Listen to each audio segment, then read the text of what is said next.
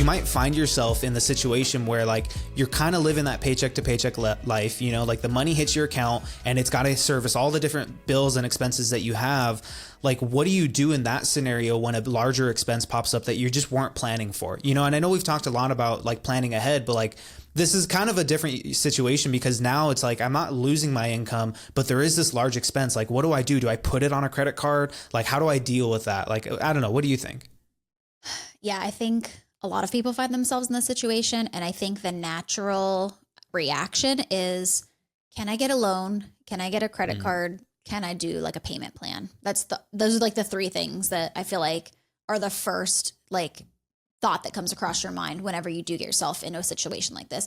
And I get it. It's scary. You don't want to be in a situation where you can't afford something. I think we need to like, dive a little bit deeper. Can we adjust our lifestyle a little bit to make this, to take over this expense, right? So let's say you're eating out, again, a lot of people don't pay attention to what they're doing. You're going to have to dive in a little bit. Take the money out of your, no restaurants, no miscellaneous expenses, nothing in there, and see if you can get a little bit creative to cover this big expense. I'm also a fan of like selling shit. You know what I mean? Like if you have to, sell something, take on like extra work, do like freelancing side gigs, whatever, if it's not like an immediate, like need it today. Right. I don't know. I think people are more inclined to just, well, I'll just put it on payment plan or I'll just put it on this credit card. I think you can get a little bit creative with it, but that does take you out of your comfort zone, because I think it increases your vulnerability whenever you're like, okay, what can I sell, to pay for this big expense, or how can I make extra money, or what can I take out of my current budget to actually be able to pay for this? So that's kind of where my head goes. Do you think a lot of people just like lean on like loans and stuff in situations like this? 100%. I think what you said is spot on. Like, I think people don't want to look for, and we've said this before too, like people don't want to look at the harder decision in front of them. They want to look at the easier decision. But like, I don't, it's very rare when I'm talking to someone and looking at their finances and they tell me like, there's just no room to cut. Like, it's very rare that that's the case, and there's degrees to that. Maybe like there's room to cut $100 to $200. It's like, all right, that's still flexibility. And then maybe there's room to cut like $500 to $1,000, but like, like I said, it's really rare that people are completely maxed out. They are accounting for every single little expense. It's like, yeah, I do that in general. And maybe it's like 80% of the time, like, all right, 20% of the time you're just buying shit that you don't need. Yeah. And that could be the flexibility to avoid taking on debt or taking on as much debt to get through a situation like this. Like, and again, it comes back to that thing that you said in the beginning, like people just don't think this is going to happen to them until it does. And they're not prepared for it. I always love that saying is like, hope for the best and plan for the worst, like plan for things to go to shit. And when they don't, you're just going to be pleasantly surprised. But if they do, like, it's not going to be as big of a sweat, Yeah, I think you're right. I think based on what I've seen too, I hear a lot of people are just like, I can just not make it. It's just, I'm living paycheck to paycheck. Like, I can't barely pay my bills. And yes, there's some people out there like that, but I think you're right. I think there's a lot of people out there that just have unrealistic expectations or just don't want to change their lifestyle. You know what I mean? But I think there's some wiggle room in your current finances where you could make some things happen. Now, have I worked with people that literally their bills are just being covered by their single income? Yeah.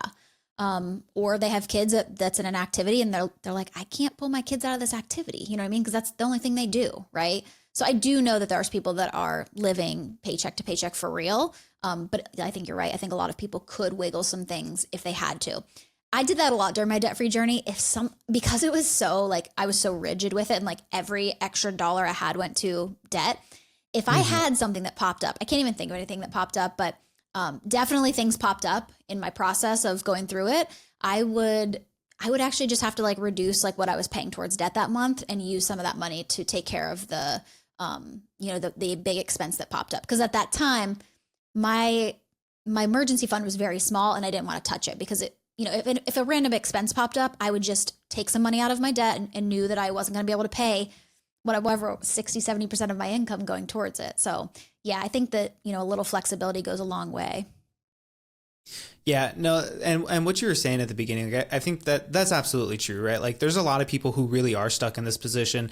And it's also not to say that like things aren't as expensive as people are saying. Like, no, things are expensive. Like housing prices have gone up, the price of getting a vehicle if you need to, like the price of groceries, gas, like a lot of things around like your daily expenses have just increased in price. And it's not to say that like things aren't more expensive and things aren't harder, like they are, but that's even more reason why you got to like double down and look at your spending. Because even if it's like $200 a month that you can free up, like assuming something doesn't go wrong for 5 months, like cool, now you got $1,000, you know, like how long can you keep rolling that forward and building up that savings to get there? But yeah, what you said about like when you're kind of working that debt payoff plan, or you're working like any plan, whether it's like a savings plan, a debt payoff plan, or like an investing plan, like when something comes up, like you got to just be able to adjust your plan a little bit, give yourself that flexibility, because what you don't want is for when something comes up to like set you back even further. You know, you want to just say, all right, let me pause where I'm at today and let me deal with the situation. And then I can always come back to that and click play again, you know?